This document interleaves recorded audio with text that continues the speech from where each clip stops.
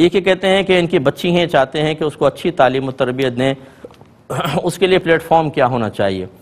دیکھیں، آپ اپنے اطراف میں دیکھیے، ایک تو دنیاوی تعلیم بچیوں کو ضرور دینی چاہیے حفاظت کے ساتھ، اچھے انداز سے، اور اس کے علاوہ دینی تعلیم بہت ضروری ہے۔ بچیوں کو 9 سال سے پہلے طہارت کے مسائل آنے چاہیے، حیض کے مسائل اس کو آنے چاہیے، اسی طرح وضو ہے، غسل ہے، تیمم ہے، اسی طرح کپڑوں کو پاک کرنا ہے، نجاستیں کون کون سی ہوتی ہیں اور کتنی مقدار میں لگ جائیں تو نماز شروع ہی نہیں ہوتی، کتنی مقدار میں لگیں تو شروع ہو جائے گی لیکن نماز کے لوٹانا واجب ہوتا ہے، اور کتنی مقدار میں لگے تو نماز ہو جائے گی، لوٹانا اچھا ہے، نہ لوٹائیں تو کوئی بات نہیں، یہ تمام احکام۔ پھر اس طرح نماز کا احکام، اگر روزے قریب آگے ہیں تو روزوں کے احکام سیکھنا بھی اس کے لیے ضروری۔ اس کے علاوہ گناہ صغیرہ کبیرہ کی معرفت حاصل کرنا، اس کے علاوہ عقائد اسلام، یہ 9 سال سے پہلے اس کو یہ بیسک سیکھنا لازم ہے، جس کو ہم فرض علوم سے تعبیر کرتے ہیں۔ تو آپ 9 سال سے پہلے فرض علوم ان کو سکھائیں، اس کے بعد پھر اضافی چیزیں بھی، کیونکہ جب بچی چھوٹی ہوتی ہے تو فرض علوم تھوڑے سے مختصر کر کے سمجھائے جاتے ہیں،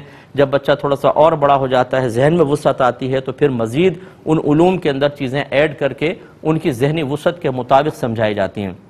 اب یہ تو ہے ایک چیز۔ اب پلیٹ فارم کیا ہوگا؟ اپنے اطراف میں دیکھیے، اگر وہاں پہ کوئی اہل سنت کا ادارہ ہے ایسا جہاں بچیوں کو اچھی تعلیم دی جاتی ہے تو وہاں پر آپ ان کو ایڈمیشن کروائیں، یا پھر آن لائن کورسز ہوتے ہیں، آپ میرا نمبر لے لیں، مجھ سے رجوع کر لیجئے گا، میں آپ کو تھوڑا سمجھا دوں گا۔ آن لائن کورسز کروا لیں، آج کل یہ بہت آسان ہو گیا ہے، پورے ورلڈ میں جہاں کہیں آپ ہیں آپ آن لائن پڑھ سکتے ہیں، لیکن اپنی بچی کو ضرور آپ تعلیم و تربیت کے زیور سے آراستہ کریں، ورنہ آپ یقین کریں، میرا بہت عرصہ ہو گیا اس فیلڈ کے اندر، کتنے لوگوں کی بچیاں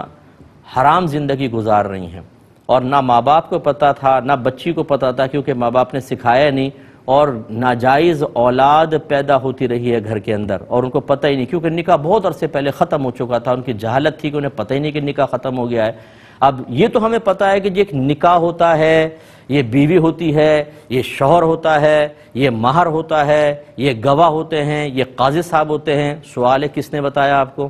جس شریعت نے بتایا، دین نے بتایا، بس یہیں تک دین محدود رکھ لیے۔ یہ بھی تو دیکھیں کہ کس طرح دین کیا کہتا ہے، نکاح کیسے ٹوٹ جاتا ہے، کن الفاظ سے بیوی فوراً حرام ہو جاتی ہے، پھر اس سے رجوع کا کیا طریقہ ہوتا ہے۔ یہاں دین سیکھنے کی ضرورت نہیں ہے۔ جب اپنا مطلب اور اپنی چیز، کوئی چیز حاصل کرنی ہو، فائدے حاصل کرنے ہو تو دین زندہ باد، وراثت حاصل کرنی ہے، دین زندہ باد، کسی سے قرضہ لینا ہے، دین زندہ باد، کوئی دھوکہ دے کر چلا گیا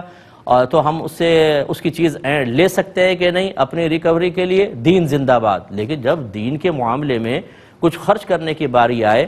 دین ہمیں کہہ رہا ہو کہ یہ چیز اب آپ کی نہیں رہی، آپ اس کے حقدار نہیں رہے، تو پھر ہم دین سیکھیں ہی نہیں،